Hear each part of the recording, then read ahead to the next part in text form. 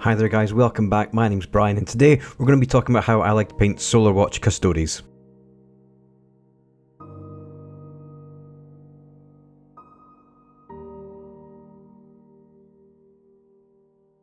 After priming the miniature up in white, I gave the whole miniature a layer of Army Painter Fairy Dust. It's marked as a blank metallic that you can add your own paint to and will turn into any metallic that you want, but I like it as a really nice white base layer for starting on with this. Up next I'm using Tamiya Titan Gold, which is an alcohol based paint. They're not the easiest paints to work with, but it's a really nice colour that matches with the white that I'm using on the base there quite nicely.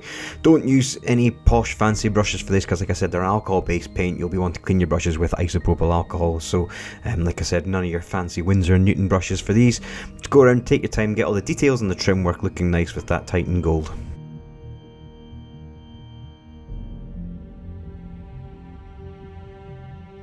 Whilst that white and gold looks very nice, we want that more marble look that the Solar Watch are kind of known for. So what I've done here is I've thinned down some Army Painter Light Tone, which is a sepia shade basically, and I've mixed in some Lamy mediums, or ratio two drops of shade to 1 drop of the medium, and it just thins it down a bit. It means that the white from the fairy dust kind of shines through, but you get that more sort of goldy colour sitting in the recesses. Do the whole model, the white, the gold, everything, and this will all even it out, and you get that nice sort of marbly colour underneath, and we'll shade the gold quite nicely as well.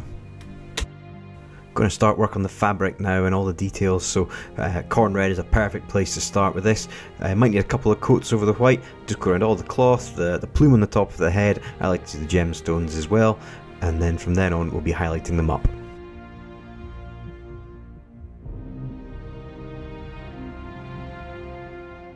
To build up the highlights, I'm using Scale Colour Bal Crimson. It's a really nice complement to the corn red, and it has a nice translucency to it as well, so you can just go around, put a few layers on, and then over time these layers will just start to build up and look really nice and bright there.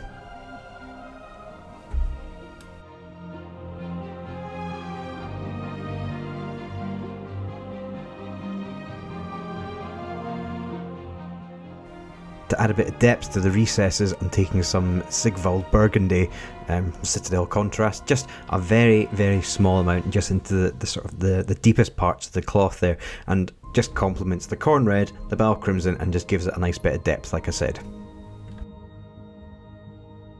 For the eyes, I want them to have a bit more of a glowy look than a glassy look, so I'm adding some Citadel Contrast Bal Red. I know all these reds have got very similar names, it's quite annoying. Yeah, so thin layer of Bal Red in there, and then what we're going to do is come along with just some really thin down white just over the top part, and that will give you a sort of a more desaturated look there, which gives it a bit of a glow.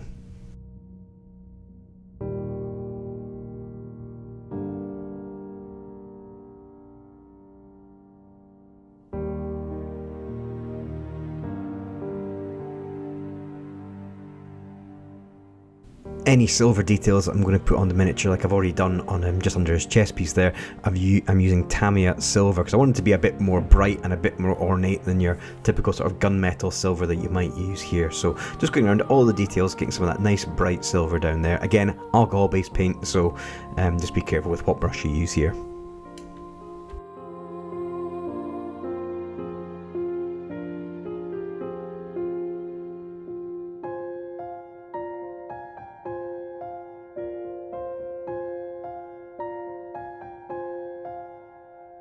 I really want the light to catch the blade part of the Guardian Spear, so I'm using Green Stuff World Cobalt Blue Colour Shift paint.